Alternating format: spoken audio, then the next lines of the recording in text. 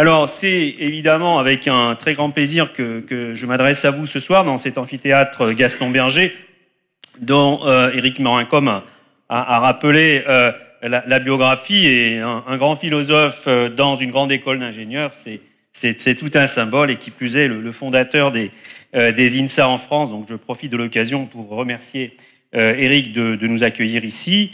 Alors comme vous avez pu le constater, nous avons placé cette soirée sous le signe des réalisations très concrètes de l'Université de Lyon, à la fois pour montrer que l'Université de Lyon, ce sont aussi des réalisations, c'est pas que quelque chose d'imperceptible ou juste un concept, c'est aussi des choses très très concrètes. Vous avez pu voir nos étudiants qui étaient sur un marché pour parler avec la population, et c'est ça les relations sciences et société de façon très très concrète. Et donc nous pouvons être fiers tout à fait des atouts qui sont les nôtres et du dynamisme qui a été bien représenté ce soir. Alors une rentrée, c'est aussi un moment très privilégié pour faire un retour sur une année qui vient de s'achever. Et une année qui vient de s'achever, qui peut être considérée comme une année qui est celle d'une certaine refondation, en quelque sorte, de l'Université de Lyon.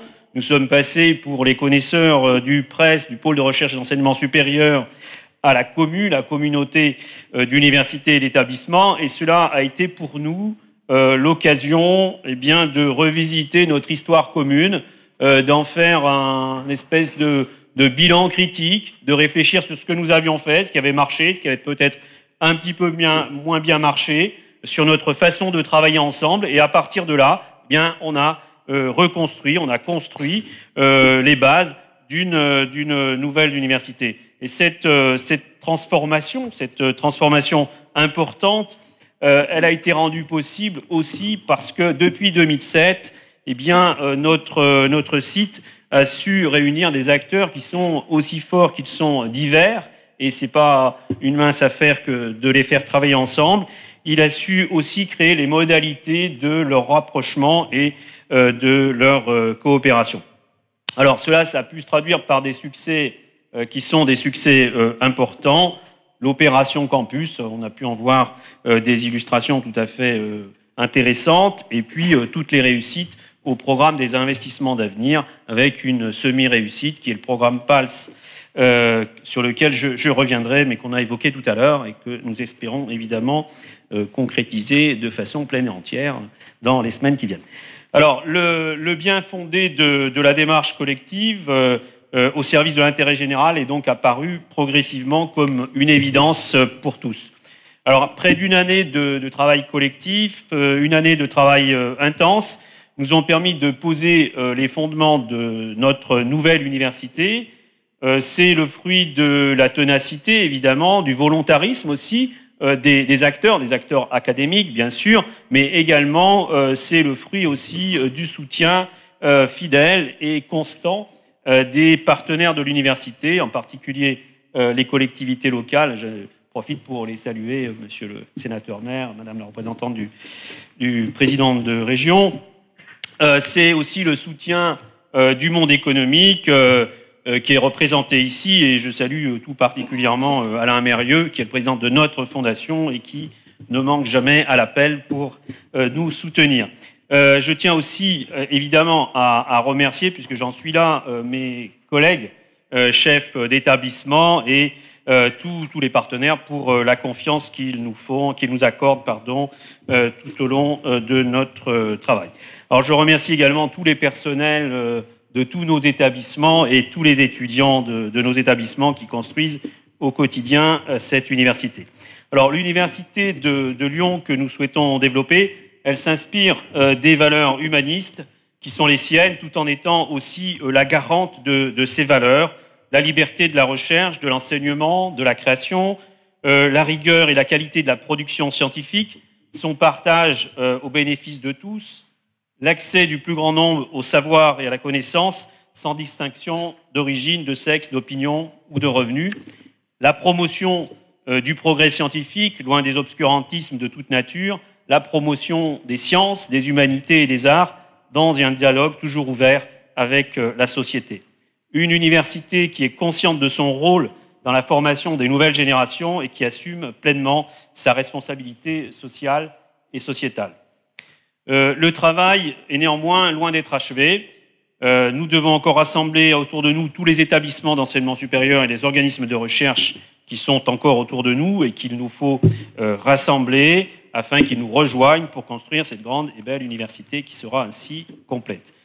L'année qui s'achève, c'est une année de grande réalisation aussi, et on a pu le constater avec les animations et les images qui vous ont été diffusées, le programme Lyon Cité Campus, le programme Avenir Lyon-Saint-Étienne qui a été illustré notamment à travers tout ce que l'on fait autour de l'attractivité et notamment de l'attractivité de talents internationaux. Je souhaiterais revenir sur quelques réalisations pour illustrer aussi ce que l'on fait par ailleurs et notamment revenir sur la question de la contribution de l'Université de Lyon au développement économique. Je crois que c'est un point qui est important. Pas plus tard qu'hier, le sénateur Maire le soulignait.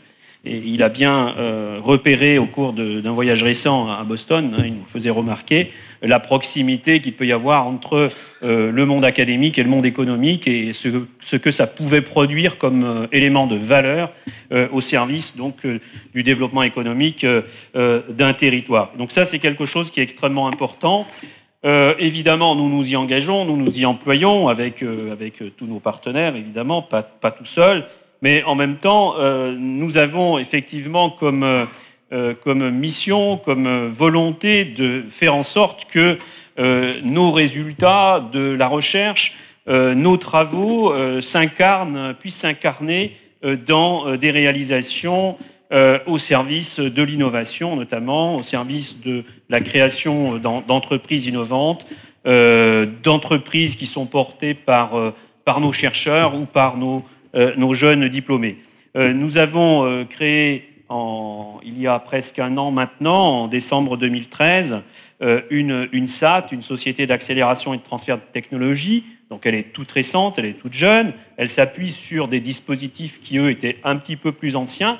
Le dispositif de transfert que nous avions à l'intérieur de l'Université de Lyon, qui s'appelait Lyon Sciences Transfert, et l'incubateur d'entreprises innovantes, Créalist. Nous les avons rejoints, nous les avons mis ensemble dans un nouvel outil donc, qui est une société de droit privé, de laquelle nous sommes actionnaires avec le CNRS et l'État, et à laquelle nous demandons évidemment aux collectivités de nous rejoindre dans l'actionnariat de cette société pour pouvoir encore plus la développer, pour développer l'innovation sur ce territoire, pour faciliter les transferts de la recherche vers l'industrie. Cette société de transfert de technologie, elle n'a qu'un an, même pas un an d'existence, et elle a déjà travaillé sur plus de 120 nouveaux projets innovants ou initiatives entrepreneuriales, et plus de 15 start-up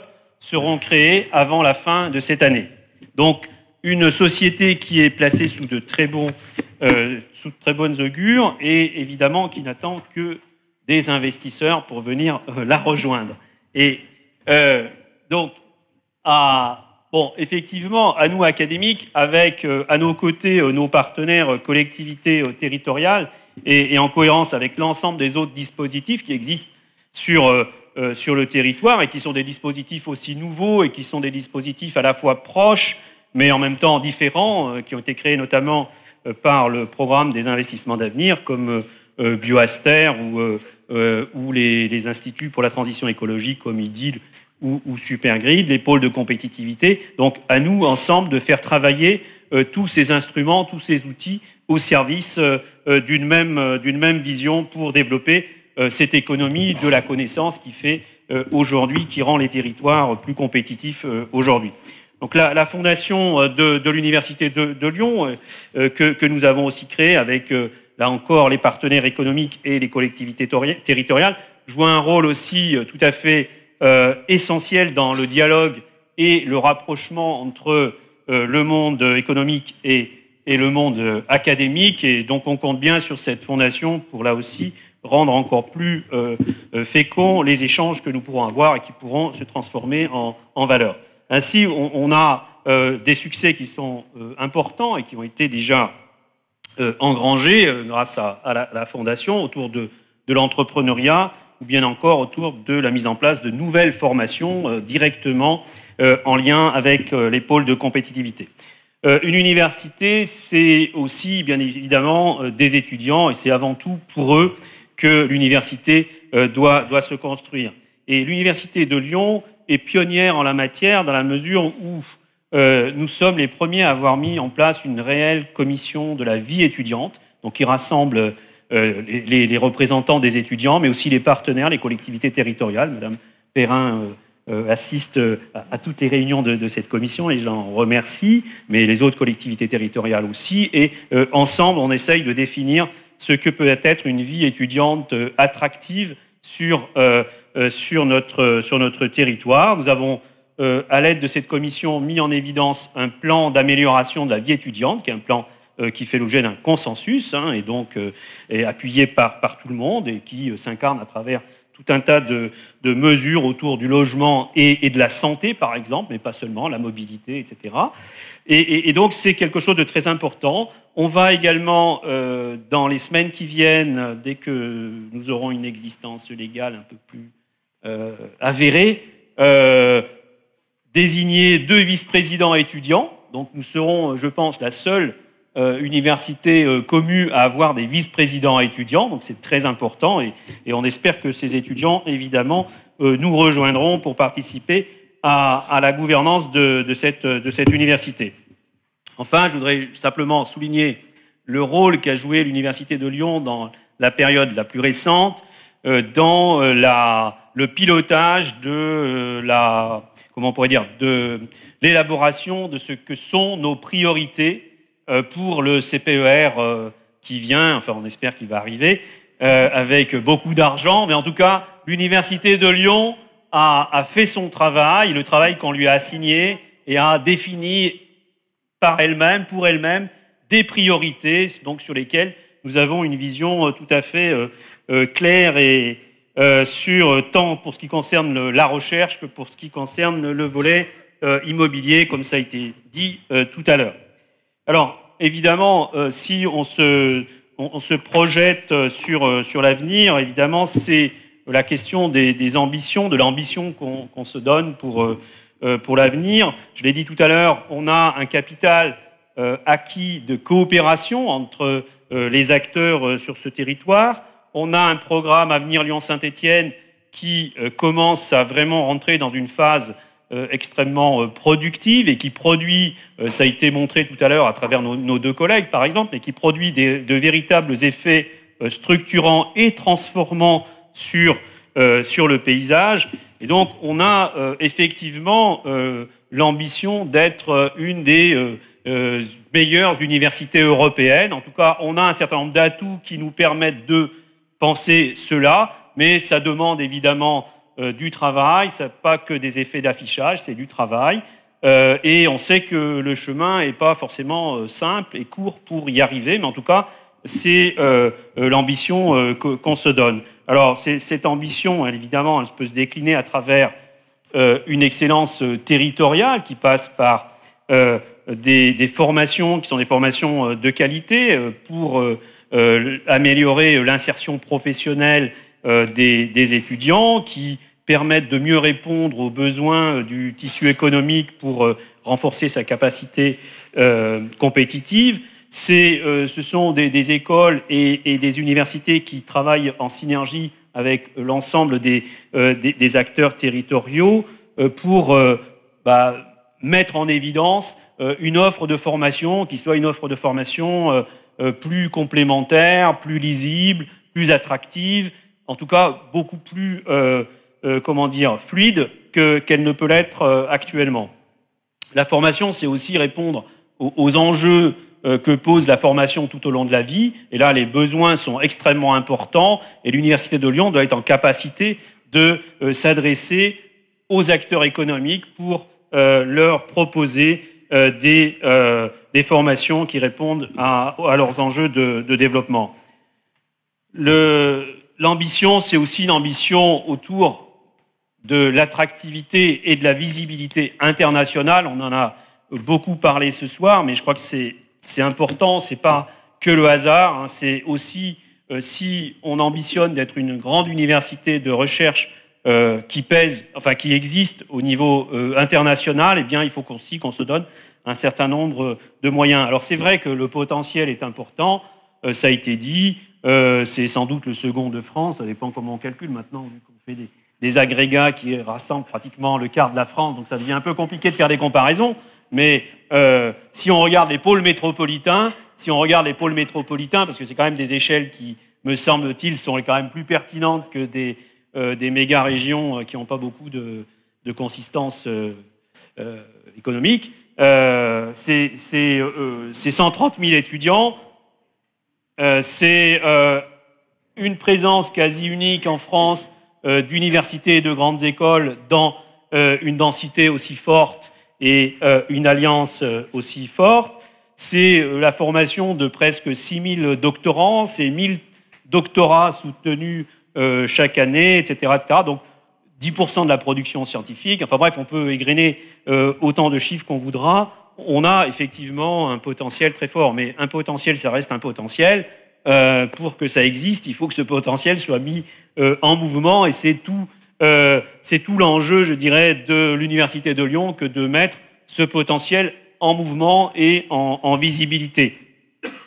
Alors, on a, comme je le disais tout à l'heure, du travail, c'est évident.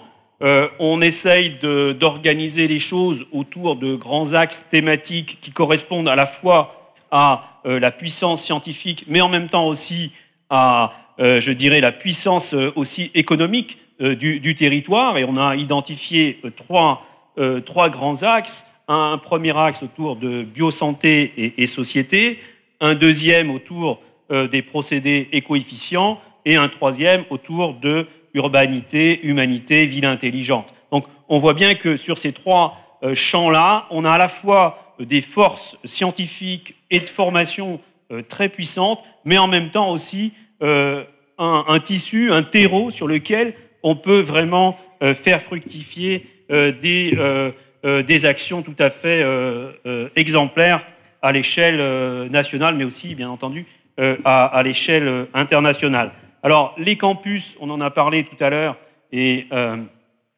Fabienne Crécy en a dit aussi un mot. L'opération campus, évidemment, c'est très, très important, parce qu'il y a évidemment un effet très massif, parce que là, il y a des investissements très importants, mais ça ne porte pas sur la totalité des campus qui concernent l'Université de Lyon. Et donc, c'est pour cette raison que nous avons orienté et que nous avons pris la décision de prioriser 3 campus supplémentaires dans le CPER, afin que les grands campus au sens de la taille, qui accueillent le plus d'étudiants, ces 5 grands campus, sur la période de 2015-2020, soient tous portés vers des standards internationaux en matière d'accueil d'étudiants et de recherche. Donc voilà ce que je voulais dire à ce propos. Alors, on a évidemment aujourd'hui beaucoup d'efforts, je l'ai déjà dit. Un défi, à mon avis, important, et je dirais un défi unique presque, à relever pour l'année qui vient. En effet, l'année qui vient va être l'occasion pour nous de, je dirais, comme je le disais tout à l'heure, de mettre en musique l'ambition qu'on veut se donner. Et l'ambition qu'on veut se donner, elle est grande, évidemment, et on a l'opportunité de la mettre en musique, et à travers la construction de notre candidature à l'appel à projet IDEX. C'est tout à fait l'opportunité qu'il nous faut, que l'on a à saisir pour mettre en musique cette ambition que j'ai essayé de décrire à l'instant. On a évidemment les atouts, on a les talents, et puis on peut en faire venir aussi de l'extérieur, mais en tout cas, tout est réuni. Les acteurs territoriaux, que ce soit les acteurs des collectivités territoriales, la région, le Grand Lyon, Saint-Étienne Métropole, le monde économique rassemblé, la fondation, etc. On a l'ensemble des partenaires qui sont aujourd'hui derrière nous, et donc on a ce travail-là à faire tous ensemble. Et d'ailleurs, on a mis en place dès à présent un dispositif qui à la fois rassemble les académiques, mais on a bien conscience aussi que ce projet n'est pas que le projet des académiques, c'est un vrai projet collectif, et donc on le portera aussi collectivement, et tous les partenaires de ce projet seront associés à son élaboration. Alors, simplement pour conclure, ça a été dit tout à l'heure par nos collègues que je remercie au passage, je souhaiterais vous inviter à nous rejoindre demain à l'Université Lumière. Donc, je ne prononce plus les numéros, on va essayer de ne plus prononcer les numéros. À l'Université Lumière, demain, il y a un colloque sur la complexité qui rassemble nos 12 LABEX qui ont travaillé ensemble sur un sujet très interdisciplinaire et très inter-LABEX. C'est une initiative très importante. Là aussi, on est un peu pionnier, puisque l'Université de Lyon pilote et coordonne les LABEX, qui est un cas à peu près unique en France. Et donc ça, c'est vraiment un point très très fort pour nous, parce que ça veut dire que à travers les LABEX, c'est quand même une grande partie de l'excellence de la recherche qui est rassemblée. Et donc ça veut dire qu'on peut avoir une vision assez unifiée de ce que l'on peut faire avec l'excellence scientifique qui est rassemblée à travers les LABEX. Et donc, au sein de l'Université de Lyon, avec les établissements rassemblés pour produire une stratégie collective, on peut ensuite la déployer et la décliner à travers les LABEX. Donc je vous invite évidemment à venir demain, nombreux. Et puis enfin, l'année dernière, lors de la précédente rentrée solennelle, juste une anecdote, Gérard Collomb m'avait dit « Bon, c'est bien, mais je n'ai pas tout compris sur ce que vous voulez faire, etc. J'espère que ça sera bien et tout. » Bon, j'espère qu'aujourd'hui, il y voit un petit peu plus clair sur ce qu'est et ce que sera l'Université de Lyon, mais c'est encore un peu pointilliste, hein, je reconnais, mais vous serez d'accord pour dire que le tableau commence un petit peu à s'éclaircir. Hein. Donc je vous avais l'année dernière dit que pour cette rentrée, nous serions dans les nouveaux locaux de l'Université de Lyon. Malheureusement, ces locaux ne sont pas prêts. Ils seront prêts dans quelques semaines, j'espère, Madame la rectrice. Et donc, ce sera pour moi l'occasion de vous accueillir pour vous transmettre mes meilleurs vœux pour l'année 2015. Merci.